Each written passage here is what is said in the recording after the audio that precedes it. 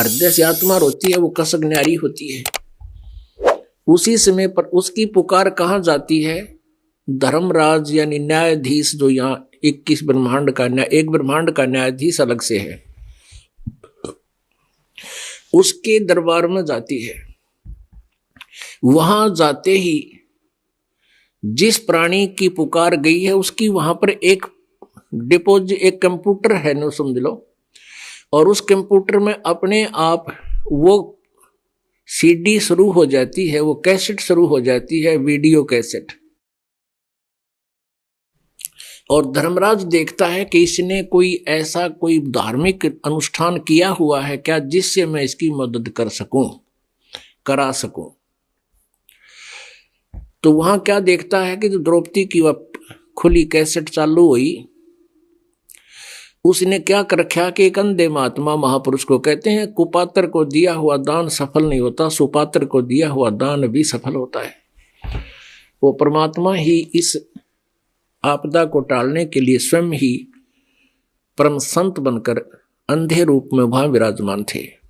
तो उसमें क्या देखा धर्मराज ने कि इसने तो ऐसे महापुरुष को दान कर रखा, नि इच्छा दान, बिना किसी स्वार्थ के किया हुआ दान अधिक फलता है।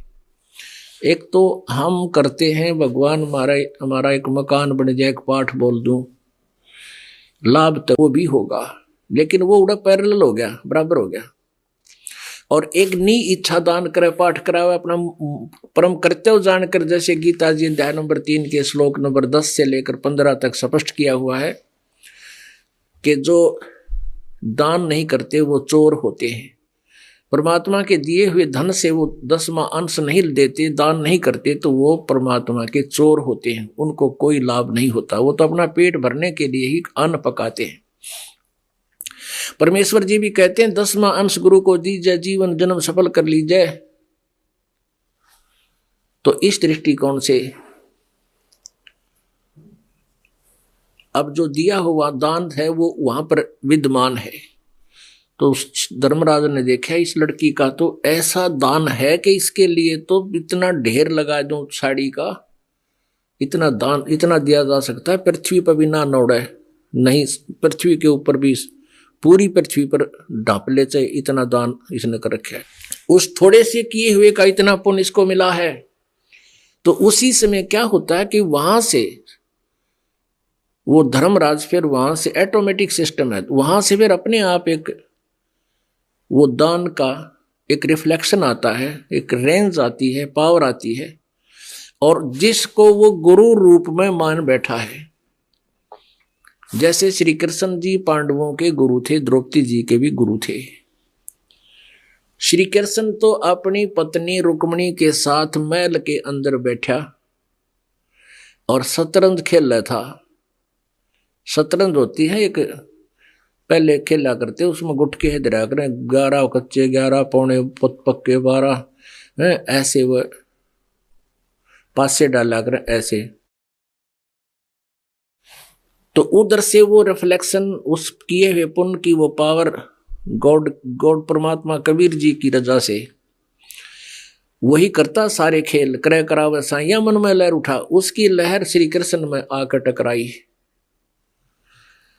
और आज से पासे डाले नू, और पासे डाल के नो क्या करें, कच्चे 12 या पक्के 18 या 11 जैसे भी नो बोलिया करें। वो बोलिया को नहीं, क्योंकि वो परमात्मा की कृपा और पावर आई ऊपर से, और श्री कृष्ण ने ऐसे पासे डाले और हाथ ऐसे कर दिया, अनंत अनंत।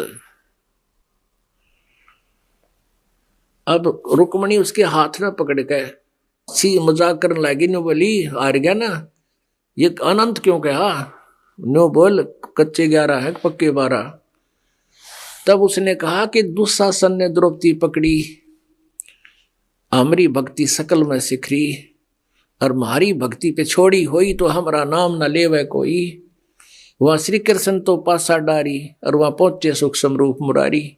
श्री कृष्ण तो ला दिया काम खेल ले जा, तो वहां कबीर परमेश्वर फिर वहां से एक बहाना कहते करे करावे साइया मन में लहर उठा, और दादू सिरदर जीव का वो आप बगल हो जा। वहां से परमात्मा सुख समरूप कबीर परमेश्वर द्रौपदी के पास पहुंच गया एक पल में, क्योंकि कुछ यहाँ फॉर्मेलिटियां करनी जरूरी होती हैं। जैसे आपने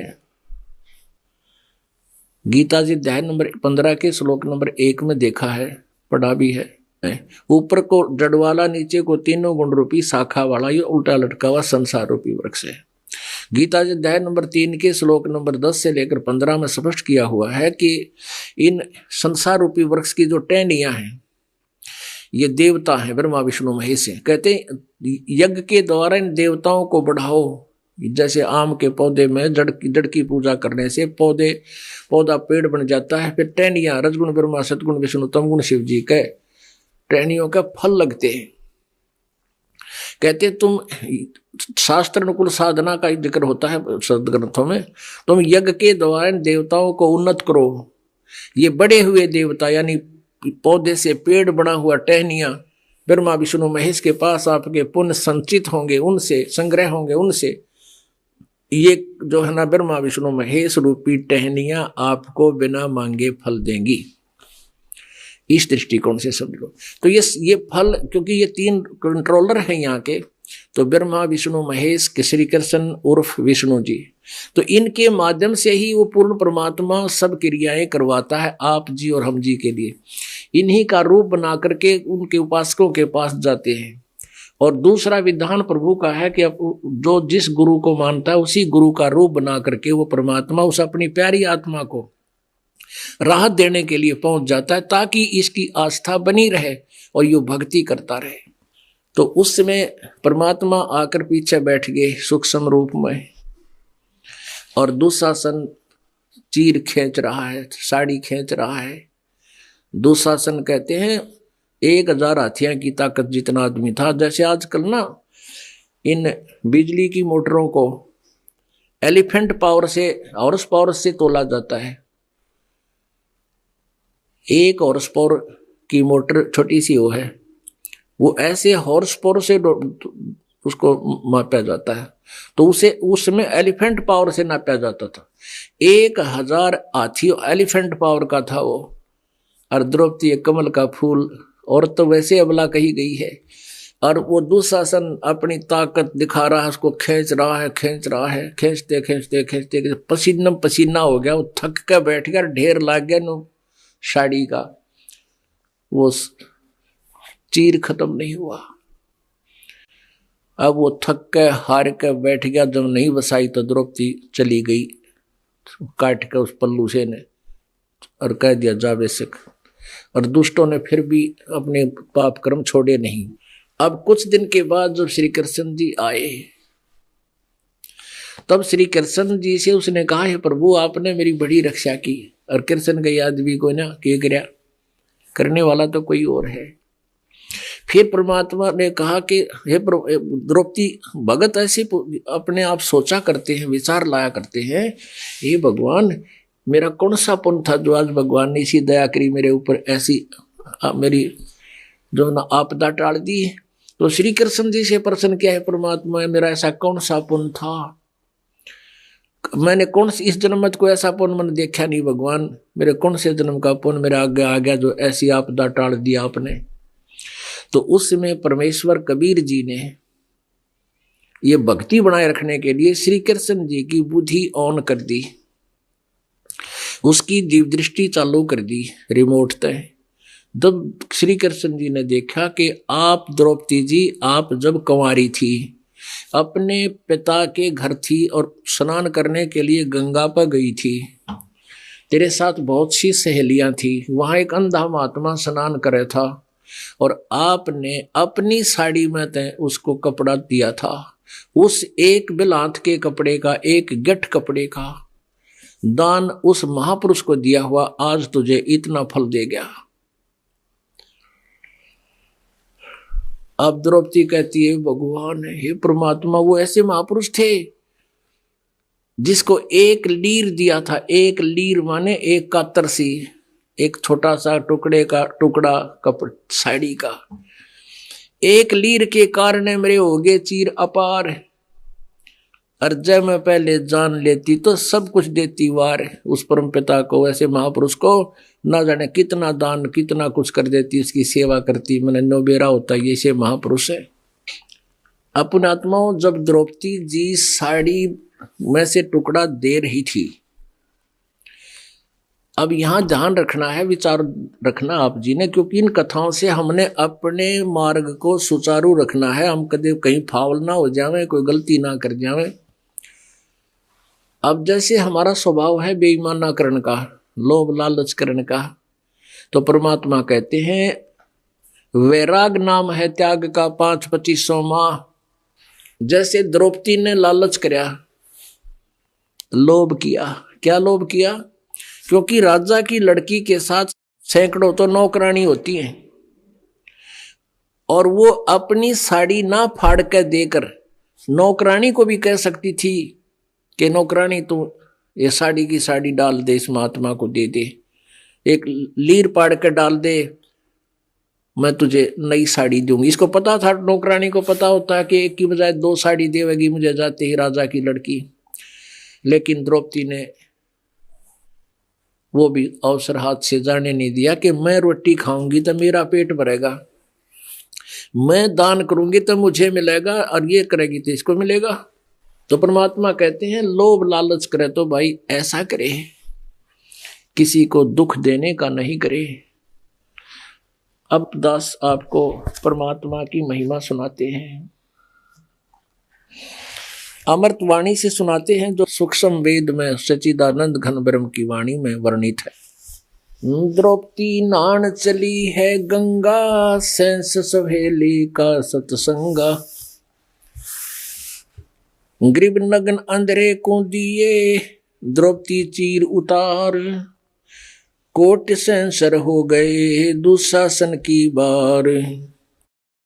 द्रौपदी गंग किया स्नाना, धूप दीप देखी ना जाना, अंधरे की को पीन बहाई, ढूंढत बेर लगी रे भाई। ओ गट घाट द्रौपदी मेला, देखा अंधरे का सब खेला, चीर फार कोपीन बनाई, द्रौपदी अंधरे आगे लाई। एक तो बही गंग की धारा, दूजी और करी जहां त्यारा, 5-7 कोपीन बहाई, द्रौपदी मुख से बोलत नाई। लकड़ी का जब दिया लपेटा, अंधरे से ती हो गया भेटा, चीर फार को पीताम्बर डारा, द्रौपदी चली नगर मंजारा।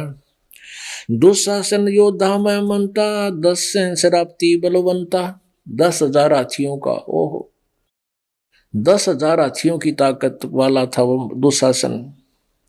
दुर्योधन राजा जहां बोले, द्रौपदी नगन करो पट ओले, द्रौपदी तू ही कर टेरी, राखो लाज मुरारी मेरी।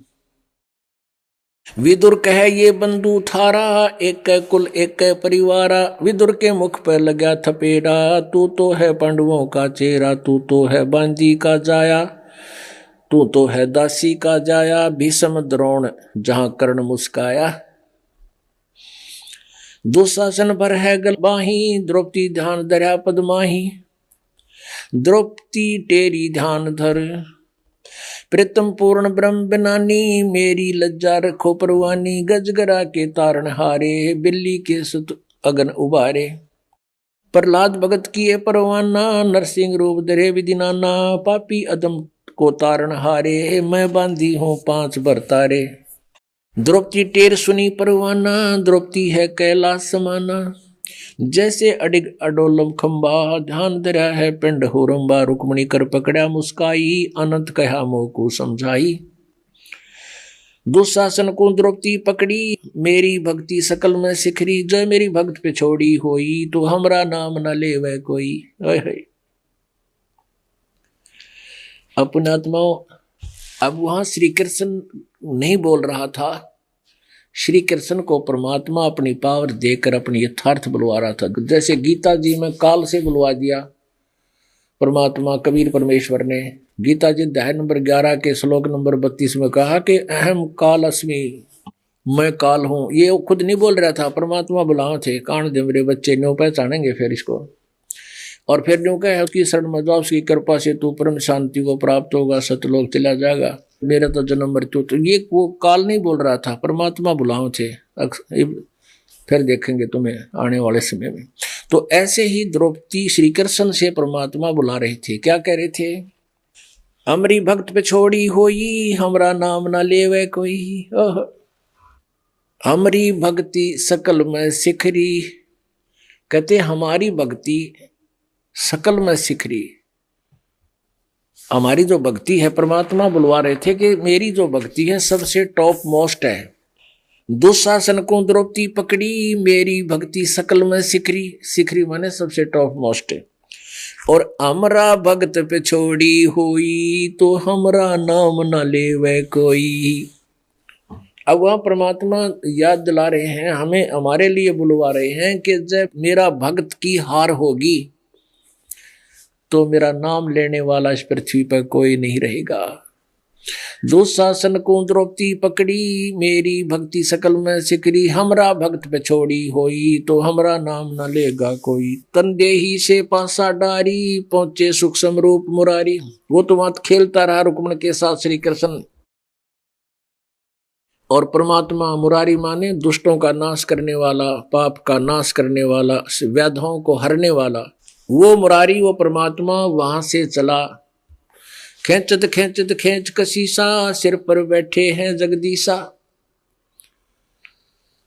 द्रौप सुता के चीर बढ़ाए, संख असंकों पार न पाए। तो इस प्रकार परमात्मा अपनी प्यारी आत्माओं को रक्षा करता है। ये द्रौपदी की जो आत्मा है, हम इसको, द्रौपदी जो है ये कभी परमेश्वर कबीर जी की शरण में रही थी।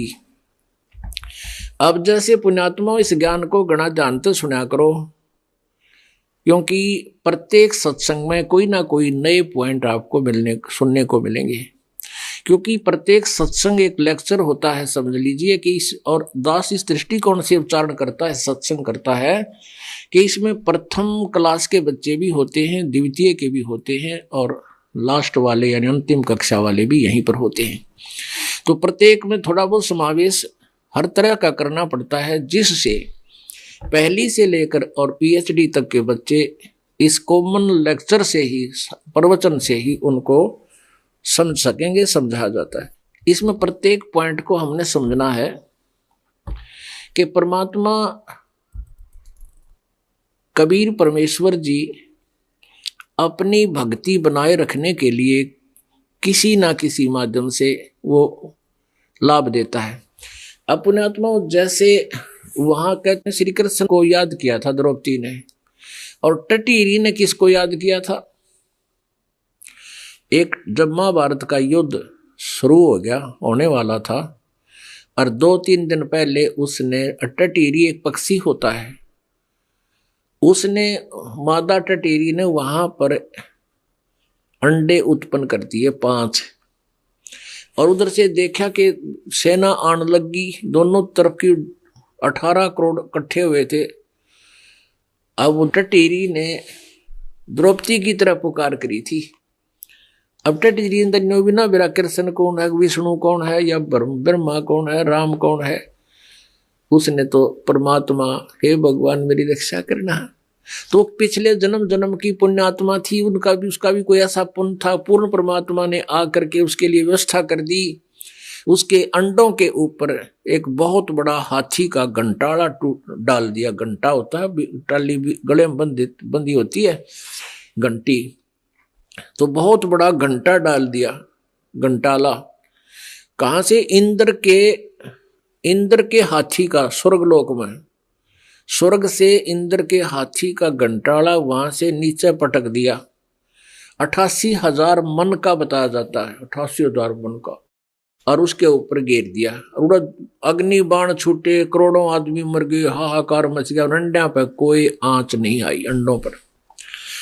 तो ऐसे हमने समझना कि ये सब क्रिया कबीर परमेश्वर कर रहे थे। कहते हैं ये सब खेल हमारे किए, हमसे मिले सो निश्चय जिए।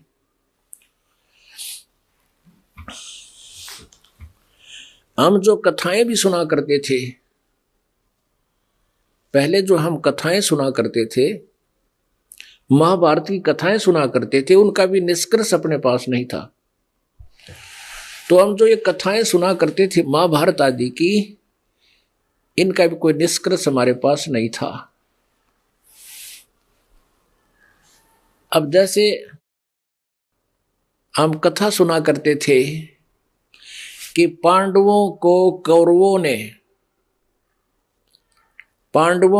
कौरवों ने जुए में हरा दिया, तो उसमें शर्त रखी थी कि 12 वर्ष का वनवास होगा, जंगल में रहना, और 13वां वर्ष अज्ञात होगा।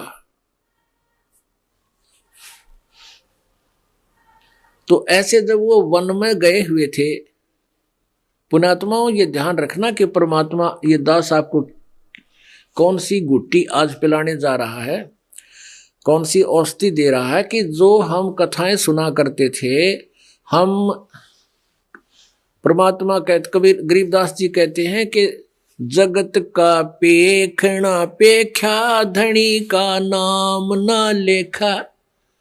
उसने न्यू कर दिया, उसने न्यू कर दिया, कहते जो करने वाला उसका जिक्र भी कोई ना, जो सब कुछ कर रहा है, जो हमारे सदगर्भ प्रमाण देते हैं। एक बार ये दुर्वासा ऋषि बहुत सिद्धि वाला था। आप जी को बताया कि तप के सत्संग की आधी घड़ी और तप के वर्ष 1000, तो भी बराबर है नहीं कहें कबीर विचार।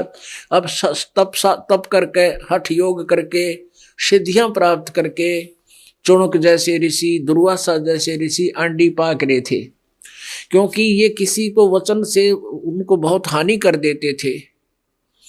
इनसे दुनिया डरा करती थी। ये तो विषैले सर्प थे और अमीन नमय ऋषि समझा करते थे। परमात्मा ने अपने अमृतवाणी में बताया है, अपने तत्व ज्ञान में, बेहतर सोनी अक्षय करी वो चुन करी शीश्वर एक, ये दे धारे जोरा फिर ये सभी काल के बेख। मानदाता चक्रवर्ती राजा की 72 करोड़ सेना को एक वचन तय और चुनक ऋषि ने नाश कर दिया। 72 अक्षौणी खा गया वो चुनक ऋषि सर एक। और दे धारे ये मौत फिरे, तुम तो ऋषि को, ये तो मौत से दे चलती फिरती, दे धारे मौत फिरे ये सभी काल के भेख। काल माने ब्रह्म तक की साधना करने वाले ये पुजारी, ये ग्रुप।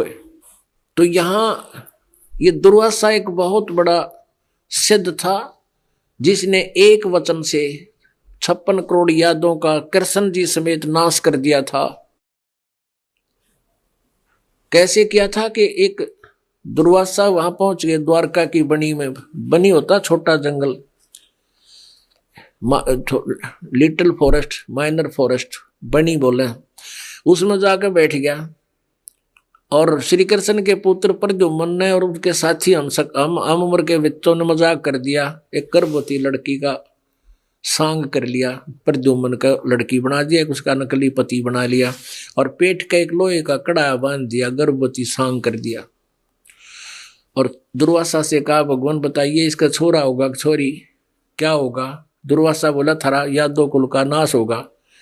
उन्होंने उसको श्राप दे दिया। तो ऐसा ही हुआ, 56 करोड़ यादों का नाश कर दिया परमात्मा। उसको लताड़ते हैं इस दुर्वासा जैसे नालायक को, कि दुर्वासा को पे तहां समझ न आई नीच, और 56 करोड़ यादव कटे हुआ मची रुद्र की कीच। एक बालका ने मजाक कर दिया और उसको श्राप दे दिया, कहते नीच ने इतनी भी ना सोची, तू क्या बोलने जा रहा है। ऐसे थे ये। दुर्वासा ने क्रोधित होकर के कह दिया कि तुम्हारा नाश होगा यादव कुल का। तो यहां परमात्मा लताड़ रहे हैं कि दुर्वासा को पे तहां समझ न आई नीच, और 56 करोड़ यादव कटे हुआ मची रुद्र की कीच। कीचड़ माच क्या खून का, 56 करोड़ आदमी की लाश हो जाए, खून बह चले वहां पर, तो क्या हो जाएगा? जो गायरा माच गई वहां पर, कीचड़ मच गया।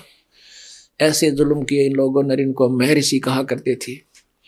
तो दुर्वासा को एक सिद्ध पुरुष मानकर, जैसे आजकल भी एक बीमारी है, हर जगह ये हो रही है कि जंतर मंतर करने वालों को, ये तांत्रिकों को क्या करते हैं, एक हथियार बनाते हैं। एक अपने जैसे किसी शत्रु को मरवाना है या उस पर कोई हानि करवानी है, उसकी लाभ मतलब नुकसान करवाना है, तो ये उन जंतर मंतर करने वालों के पास जाते हैं, वहां लुटते हैं एक दूसरे पर, ये करवाते हैं जंतर मंतर। तो यही इसी दृष्टिकोण से पुण्यात्मा जिसने परमेश्वर कबीर जी का नाम ले लिया इस दास के माध्यम से, उसके ऊपर ये जंतर मंतर नहीं हो सकते। हमारा एक भक्त, वो आज आए भी हुए हैं भक्त, और उनका हमने प्रमाण भी दे रखा है इसमें ज्ञान गंगा के अंदर। तो वो भूत प्रेतों से बहुत दुखी थे, उनका भाई उनको दुखी करवा रहा था। जब इन्होंने हमसे नाम दास से नाम लिया, कबीर परमेश्वर की शरण मिली, उसके बाद उसके भाई ने फिर करवाने की चेष्टा की। वो करने वाले ने हाथ खड़े कर दिए कि भाई इनके घर पे ही नहीं हो सकता, ये तो प्रबल संत की परमेश्वर की शरण में चले गए। और उस करने वाले ने, जंतर मंतर करने वाले ने फोन पर बताया, बेटी तुमने किसका नाम ले रखा है? कि हमने पूर्ण परमात्मा का नाम ले रखा है। ने बोला मैंने 8 घंटे हो गया, पहली बार मैंने हार मानी है, आज तक किसी से हार नहीं मानी थी। बेटी मैं बता रहा हूँ, तुम्हारा जेठ तेरे ऊपर ऐसे करवाने आया था और मुझे इतने रुपये देगा, और मैंने सारा करके देख लिया, तेरे ऊपर कोई असर नहीं हो रहा थारे पे। और बेटी इस परमात्मा की शरण में लगे रहना, तो तुम्हारा वही कल्याण होगा।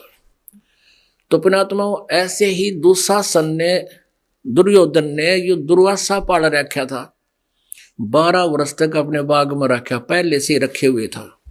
अब उसकी सेवा कराया करता था, नौकर छोड़ रखे थे, कितने घूम फिर खा, फल फ्रूट काजू किशमिश सेब संतरे खूब खिलाए।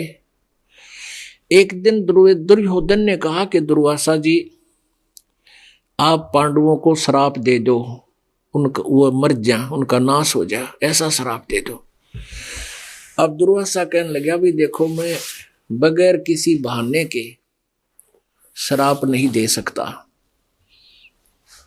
तो दुर्योधन ने कहा कि बहाना तन्ने बनाना पड़ेगा, मैंने 12 साल तक सेवा करी है, तो इतना भी नहीं कर सकता मेरे लिए? ये तीसे हुआ करें ये नकली से, ये राजा लोग थोड़ा सा कम कर देंगे, फिर जब उसका प्रतिफल चाहेंगे।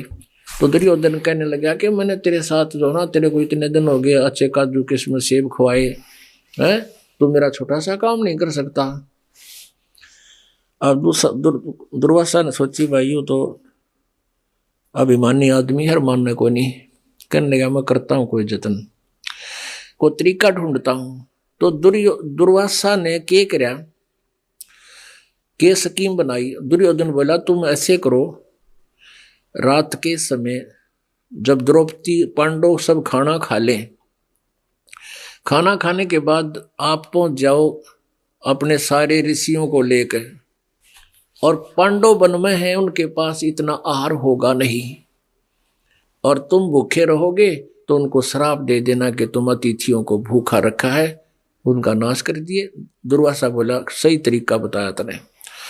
अब चल पड़ा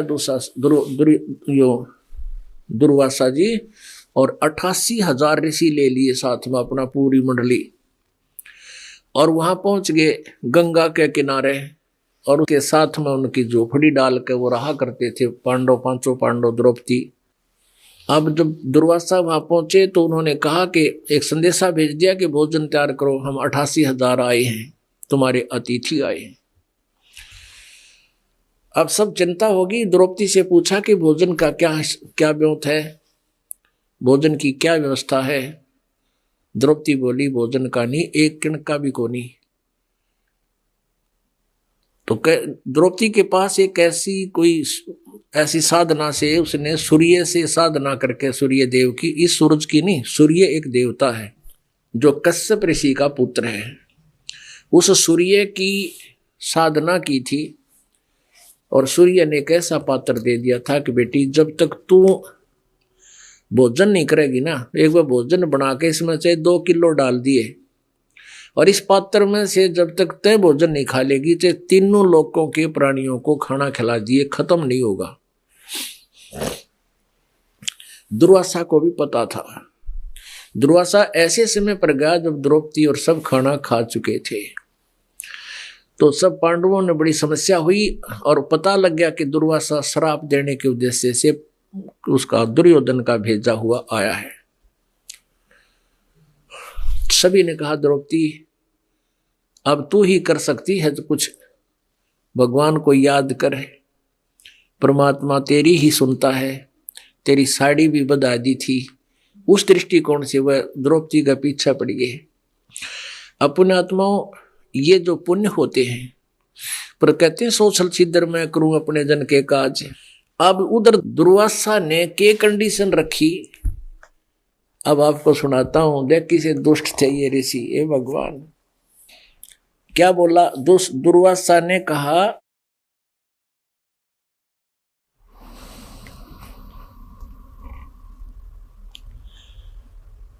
खान पान कुछ करो विचारा, 56 भोग पाक हो त्यारा। कैसी कंडीशन रखी कि आज तय आम बो, आज अंगूर बीजो और उनके आज फल लगे, आज गेहूं बो, आज ही उसके गेहूं के दाने हो, उन दानों का आटा बना के और हमें खिलाओ। ये जुल्म थे इन लोगों के, ऐसे थे। आज के बोए आम अंगूरा, कामधेनु का दूध कपूरा। आज के बोए हुए आम और अंगूर और स्वर्गलोक से कामधेनु का दूध, उसकी खीर बनाओ। आज धान बो, धान बो और उनके चावल निकाल के और हमें खिलाओ। देख बकवा दिन की, हे भगवान। आज के बोए आम अंगूरा, कामधेनु का दूध कपूरा। यो भोजन आज के बोए धान मंगाओ, मानसरोवर का जल लाओ। मानसरोवर का तो जल हो, गंगा का भी नहीं, ऊपर तय। और आज के बोए धान मंगाओ, आज धान बोए, आज उनके फलावे और आज ही काट वो खीर बनाओ चावल निकाल के। आज के बोए धान मंगाओ, मानसरोवर का जल लाओ। आज के बोए आम अंगूरा, कामधेनु का दूध कपूरा। यो भोजन संजम विधि की जय, तब दुर्वासा देवारी जय। अनहोनी होनी सब होई, पार ब्रह्म है पूर्ण सोई। द्रौपदी कल्प करी मन माही, या गति अचरज पूर्ण साई। अब द्रौपदी क्या है, वो श्री कृष्ण को ही अपना भगवान गुरु मानती थी और गुरु जी से ही प्रार्थना की जाती है। अब वो परमात्मा स्वयं ही सारे खेल करता है, सभी लीलाएं अपनी भक्ति को बनाए रखने के लिए करता है। और वो भगवान पूर्ण परमात्मा श्री कृष्ण रूप बना के वहां पहुंच गए। और द्रौपदी ने और सब पांडवों ने देखा कि भगवान आगे श्री कृष्ण रूप में। तो उसी समय परमेश्वर ने आकर कहा, कबीर परमेश्वर ने श्री कृष्ण रूप में, कि अभी पहले मुझे कुछ आहार कराओ, जब मैं आहार करके ही तुम्हें लाभ दूंगा, क्योंकि तुम्हारा कोई पिछला पुण्य अब शेष नहीं है। द्रौपदी ने कहा कि भगवान कोई भी अन्न शेष नहीं रहा, मैं भोजन कर चुकी हूं भगवान, मैं भोजन ना करती तो आपको कष्ट नहीं देती। फिर भी कहा परमात्मा ने कि भी देख ले द्रौपदी, कोई भोजन का एक जरा सा किरका भी हो ना, वो भी देख ले। तो द्रौपदी ने जब देखा उस पात्र में एक साग का पत्ता लगा हुआ था, जैसे बथुए का पत्ता, घास फूस का साग बना रखा था, उस साग का पत्ता लगा हुआ था। परमेश्वर ने कहा कि इसमें पानी डाल दे और इसने अला के एक कटोरी में डाल दे। वो साग का पत्ता खा के ऊपर तो कटोरी का पानी पी के और आशीर्वाद दे दिया कि तुम्हारे सारे ऋषि छक गए। और जब भीम जा बुला ला उनको, दुर्वासा से कह दे कि आ जाओ रोटी खा लो, भोजन पाओ, भोजन तैयार है। अब उधर से परमेश्वर जी ने भोग लगाया, उधर भोज भोज भोग लगाते ही भगवान के तो 88,000 ऋषि ऐसे छक गए जैसे खीर खांड पकवान कचौड़ी पकौड़ी हैं, और नौकती यहाँ तक भर गए, इतने जबरदस्त छक गए। जब भीम उनको बुलाने के लिए गया तो उनको हजम करने के लिए नो लौटने लग रहे सारे पड़े पड़े नो मसले, एक्सरसाइज करें क्योंकि हजम हो जाए। जब भीम ने कहा कि चलो दुर्वासा जी भोजन तैयार हो गया, ने बोला भाई हम तो छक लिए। और भीम ने बता तुम्हारे घर पे कौन आए हैं, ऐसी किसने दया कर दी, अब भगवान कैसे राजी हो गए तुम पर। तो भीम ने कहा हमारे घर पर भगवान आए हैं, श्री कृष्ण आए हुए हैं। अब दुर्वासा ने क्योंकि भोजन खा लिया और छक लिए, कति एक टूक भी कहे ना, एक चम्मच खा ले खीर की उल्टी पड़ जाए, इतने तगड़े छक गए सारे के सारे। जब दुर्वासा ने कहा भगवान करे थारे दुश्मन मरियो, जय हो बंदी छोड़गी। अब उल्ट देन आया था शराब पर ले दे दिया आशीर्वाद, और उनको शराब पांडवों पर लाग गया उल्टा। अब परमात्मा के हाथ में रिमोट है, कर ले के करेंगे ये। अब आया था शराब पांडवों को देन और लाग गया कौरवों पे, भगवान करे थारे शत्रु मरियो, कर दिया काम उल्टी। कहते दुर्वासा के वचन की लगी अपुठी लात, दुर्वासा दुर्योधन के डालेगी। तो यहाँ पर थोड़ा सा वर्णन सुनाते हैं भगवान की वाणी का। मेरी विपत निवारो स्वामी, द्रौपदी अर्ज करे गणनामी, विष्णु रूप धर पूर्ण ब्रह्म आए। विष्णु का रूप बना के खुद पूर्ण ब्रह्म आए, विष्णु रूप धर पूर्ण ब्रह्म आए, रत्नों जड़े विमान सवाए। विमान में बैठ कर आए परमात्मा वहां से। शंख चक्र गदा पद्म विराजे, छत्र सिंहासन मणि बहु साजे। कमल नैन परमेश्वर आए, द्रौपदी रसी अंग नमाए। पांचों पांडवों कुंती माई, अविनाशी के चरणों चितलाई। अब बोलत है सारंग पाणी, कैसे याद कहा कियो गौरानी। 14 भवन के तुम के दानी ही, विप्त निवारो पुरुष बिनानी। दुर्वासा कौरों सिखलाए, दुर्योधन के भेजे आए। दुर्वासा को कौरों ने सिखा के भेजा है और कौरवों के भेजे हुए यहाँ पर आया है। अब बोलत है कबीर कृष्ण रूप धारी, मैं क्या जानू विपत्ति तुम्हारी। मैं अतिथि तुम हो दाता, सबसे ऊंचा तुम रहा था। प्रथम पूजा भेंट चढ़ाओ, खान पान कुछ मोकू लाओ। साग पत्र जब द्रौपदी आना, अवल बलि पाया भगवाना। साग पत्र, साग का पत्र पाया जब घोल कर पी लिया परमात्मा ने। 88 जद अडकारे, 56 भोग किए ऋषि सारे। भीमसेन लाओ दरहाला, 56 भोग करूं तत्काला। भीमसेन पहुंचे परवाना, ऋषि दुर्वासा करो पियाना। भीमसेन ने जाकर कहा कि ऋषि दुर्वासा जी आओ प्रस्थान करो, चलो मेरे साथ भोजन खाओ। भोजन भोग किए हैं जहां त्यारा, दुर्वासा जी मोजो नारा। दुर्वासा ऋषि बहे दयाला, भीमसेन तुमरे मोटे ताला। भीमसेन तुम रह कोई आया, जिन ये 56 भोग बनाया। तुमरे आए आप बिनानी, कहते तुम्हारे तो पूर्ण परमात्मा रहे हैं, उसकी दृष्टि खोल दी भगवान ने। और तुमरे शत्रु जा छो मानी। दुर्वासा ऋषि दीन सरापा, कौरों लागे तीनों तापा। गरीब दुर्योधन के वंश को लग्या पात पर बात, दुर्वासा के वचन की लगी अपूठी लात। अपनात्माओं परमात्मा ने प्रत्येक पॉइंट पे हमें ये समझाने की चेष्टा की है कि किस किस प्रकार सत्य अपनात्मा। यहाँ आपके मन में एक और शंका आवेगी कि दास बहुत बार ये कहता है कि कबीर परमेश्वर आपके भाग में ना होगा तो भी देगा, और कुछ तो ऐसे बहाने बनाकर उनको देता है जो शरण में वर्तमान में नहीं है। उनके लिए क्रियाएं भी करवाता है कि भविष्य में आने वाली कुछ आपदाएं ऐसे भी टले, और वो भी नहीं है तो भी अपने कोटे से भगवान उनकी मदद करता है जो परमेश्वर की शरण में विधिवत आ चुके हैं। तो द्रौपदी उस समय शरण में नहीं थी, वो पहले किसी जन्म की साथ पुण्यात्मा थी, उनके साथ साथ भगवान फिर रहे थे। पांडव भी उन्हीं की शरण में कभी रहे थे, फिर ये क्या होता है कि जैसे अब वर्तमान में आप जी, अब ये पीक टाइम आ गया, ये बिल्कुल गोल्डन चांस है आपका, एक स्वर्ण युग है भक्ति का। इसमें लगभग हजारों वर्षों तक अब ये भक्ति चलेगी।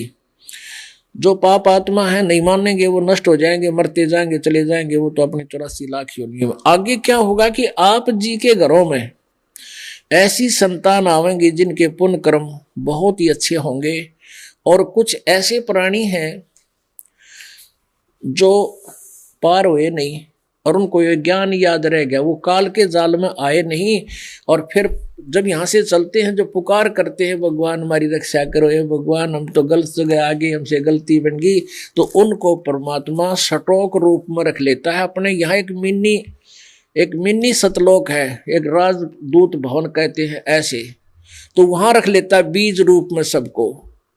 और अब उन पुण्यात्माओं को फिर इस कलयुग के इस पीक टाइम में, इस स्वर्ण युग में अब जन्म देगा। पहले आप जी को तैयार कर रहे हैं उनके आने योग्य, आपके खेत तैयार कर रहे हैं उस बीज को बोने के लिए। तो वो जो आएंगी वहां से सटोक जो परमात्मा का पहले का या कुछ यहाँ पर आए हुए हैं, जन्म लिए हुए हैं, तो ये सभी फिर आगे फैलेंगे पृथ्वी पर, और पूरी पृथ्वी पर एक सतयुग जैसा फिर पुनः माहौल होगा। आग लग रही है आजकल, माया माया, सारा दिन देख ले, किसी ने किसी ऑफिस में जाकर देख ले, किसी दुकान पर देख ले, किसी कोर्ट कचहरी में देख ले, बस सारा दिन माया की दौड़ लग रही है। और भाई ने भाई देख कर राजी नहीं, बहन भाई का प्यार रहा नहीं, पिता पुत्र का प्रेम नहीं रहा, माया के। फिर कोई शराब पीता है, कोई कुछ करता है, कोई बकवाद करता है, सिनेमा देखते। आज मनुष्य का जीवन नहीं रहा मनुष्य वाला। इस ज्ञान से और परमात्मा के समाधान से जीव को इसे सुख देगा मालिक सोच भी नहीं सकते। जो पहले हम सुना करते, द्रौपदी का चीर बढ़ा दिया, पुण्यात्मा समय को नहीं तो 2 घंटे सत्संग और करूं जब ये सारा लिंक लगे, लेकिन समय आने पर फिर बताएंगे। तो इस प्रकार वो परमात्मा अपनी प्यारी आत्माओं को, अब जैसे क्या होता है कि जैसे ही बाप जी पार हो गए वो हो गए, नहीं हुए ना, वो फिर सटोक या तो सटोक रूप में रख दिए जाएंगे, या फिर काल के हाथ चढ़ जाएंगे। उनमें से ब्रह्मा विष्णु महेश बना होगा, उन्हीं में से मनु जैसे महाराज बना होगा। वो पहले वाले मनु तो 84 लाख योनियों में पहुंच गए हैं, और उन्हीं में से व्यास बना होगा, उन्हीं में से और पाराशर, ये पूरे पात्र तैयार कर रखे उसने। तो वो धक्के खाते आंडेंगे, अपने पुण्य का नाश कर लेंगे और फिर वो बर्बाद हो जाएंगे। और उन्हीं में से कुछ पुण्यात्मा ऐसी है मालिक, फिर उनको दोबारा कलम चढ़ा होगा, जैसे द्रौपदी को ऐसे आकर के रक्षा की, फिर धीरे धीरे अब उनका मनुष्य जन्म होगा। अभी तक तो नरक में पड़े हुए ये 5 पांडव, ये द्रौपदी वगैरह, तो वो शरण छोड़ करके ऐसे चले गए। फिर भी कहते हैं बेटा बाप से विमुख होई, पूत पिता से विमुख होई, तो भी पिता जान मल धोई। अगर पुत्र पिता से विमुख हो जाता है, यानी पहले विशेषकर पुत्र ही जो है बकवाद करा करते, बेटियां नहीं, ऐसा जैसे आजकल हो जाता गड़बड़ी, तो पुत्र ही पिता से विमुख हो जाता, दारू घुट्टी पीने लग जाता, बदमाशा दौरा बैठन लग जाता, तो पिताजी फिर भी वो कभी भी आकर के माँ पिता के शरण में गिर जाता है, जो गलतियां कर रहा होता है, तो पिताजी उसके सारे दोष माफ कर देता है। तो ऐसे ये परमात्मा इतना कुछ गलती किए हुए हमको फिर भी आकर के संभाल लेता है, कलम चढ़ाता है। तो ऐसे द्रौपदी और अन्य टटेरी आदि जितनी पुण्यात्माएं थी, वो पूर्ण परमात्मा ही उनकी समय समय पर मदद करता है। तो अब हमारे इन नकली संतों ने, ऋषियों ने क्या कर रखा है कि ये सब कहने की बातें हैं, साड़ी नहीं बजा करती। साड़ी चीर कौन बढ़ा सकता है? ऐसे नहीं हो सकता। क्यों? इनका होता है कोई ना, इनके पास साधना है ही नहीं वो। और दास की एक लोहे की जाली जो इन खिड़कियों झांकियों पर लगाते हैं ना, खिड़कियों पर मच्छर प्रोटेक्शन की, मच्छर से बचाव के लिए, वह जाली बढ़ा दी लो की मालिक ने, कबीर परमात्मा ने। अब लंबा समय है, इतना समय नहीं पूरी विस्तार बताने का। तो उस दिन के बाद इस दास के हृदय में ये जीवन बदल गया कि भगवान सब कुछ कर सकता है। तो अब भगवान की साधना वो रही नहीं जो जिससे परमात्मा करता। कहते सतगुर के दरबार में कमी काहे की ना, अनसा मोजनी पावता तेरी चूक चाकरी माँ। वही भगवान जो लाखों वर्ष पहले से हम सुनते आ रहे हैं, वहां से करते थे, ध्रुव के साथ ऐसा किया, प्रहलाद की रक्षा की, मीराबाई की। आज भी वही भगवान है, ऐसे रक्षा किया करता है वो परमात्मा कबीर परमेश्वर है। तो हम अभी तक साधना ठीक ना करते थे।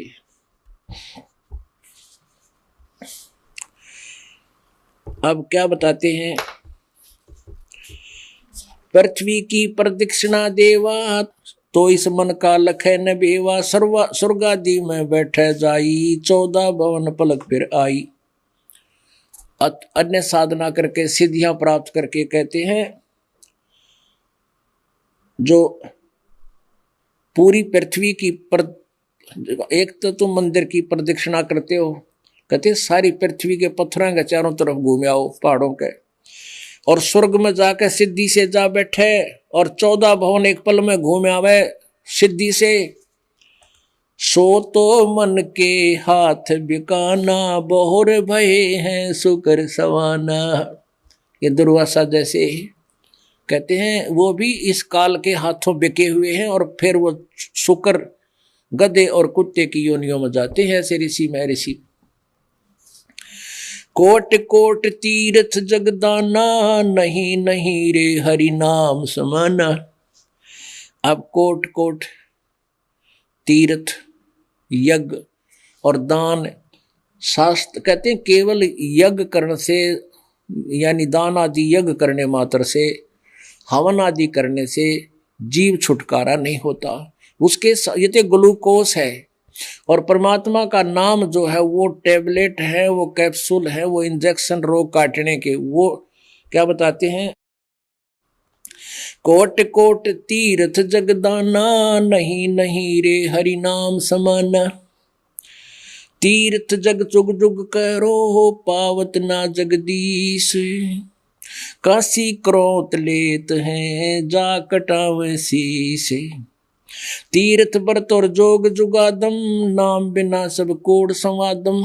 कहते हैं तीर्थ व्रत और जो तुम यज्ञ करते हो, योग करते हो, ये सब कूड़ संवादम, ये झूठा संवाद, वाद विवाद, झूठा ज्ञान है।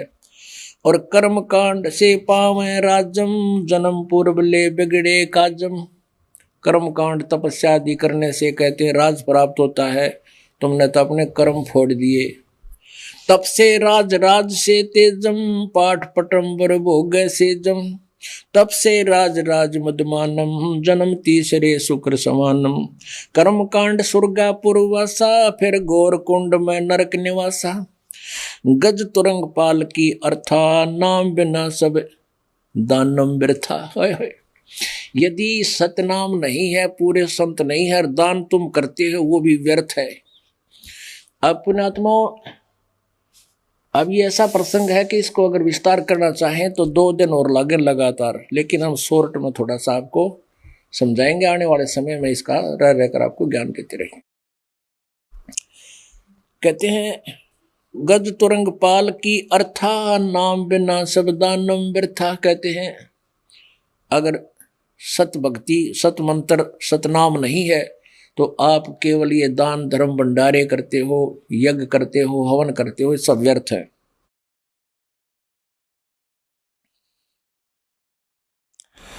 तन मन धन संकल्प कर दे ही सो साधु है बख्शने ही। संकल्प किया संख गुण होई, संख अखंड बीज है सोई। कहते दान पुण्य की करे न आशा जो अर्पै सो पुरुष निवासा। इच्छा रूपी करें जो दाना अपना बिरद लजावे बाणा।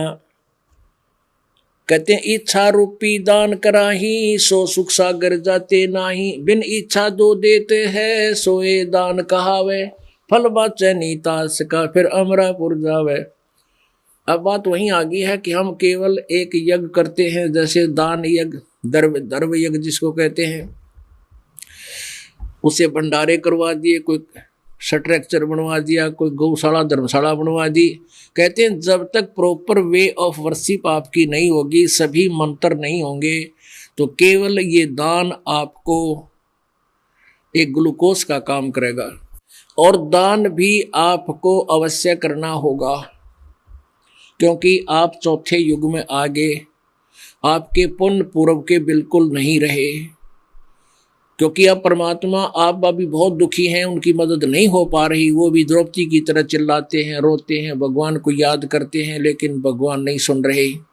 इसलिए आप जी को रिचार्ज करना पड़ेगा, पूरे दान भी करने पड़ेंगे, 500 यज्ञ करनी पड़ेगी।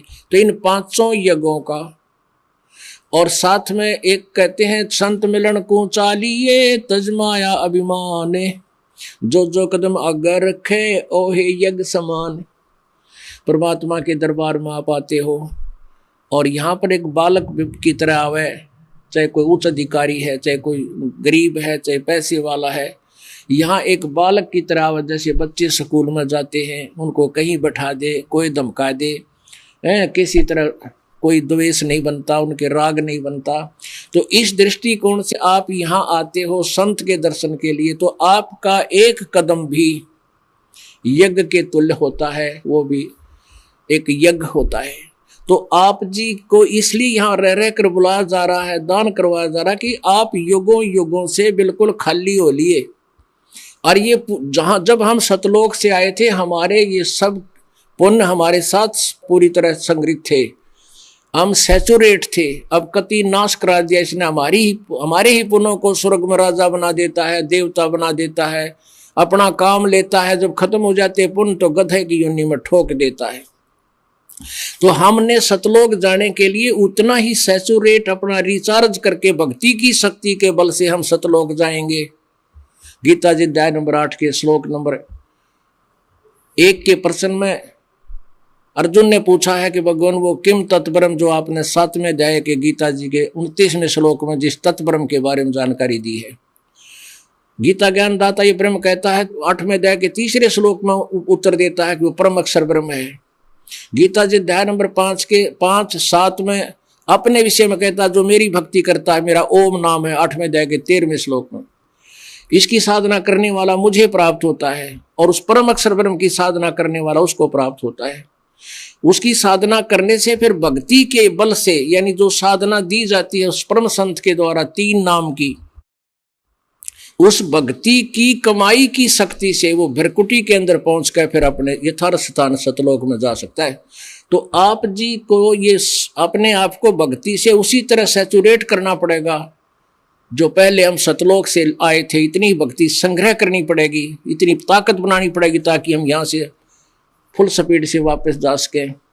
तो इसलिए आप जी से बार बार कहा जाता है कि अपने पेंचर मत कराया करो, किसी को आशीर्वाद दे देते हो, किसी को सिरपा दे देते हो। ये बुढ़िया देखी है, पुत्र वधु पैर दबाओगी और वह कहेगी बेटी तो पुत्र वधु हो, पुत्रवती हो, पुता फड़ियो दूध दान आइयो, और चोर नहीं दो रहा कोई ने और बांटती फिर वो सारे नो बिगाड़ दिया हमने अपनी सारी करनी।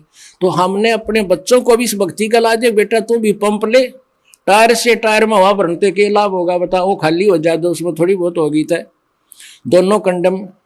तो सब कोई राम नाम का पंप देगा, अपनी फुल टायर कर लो और चलो सतलोक में। बोलो सतगुरुदेव।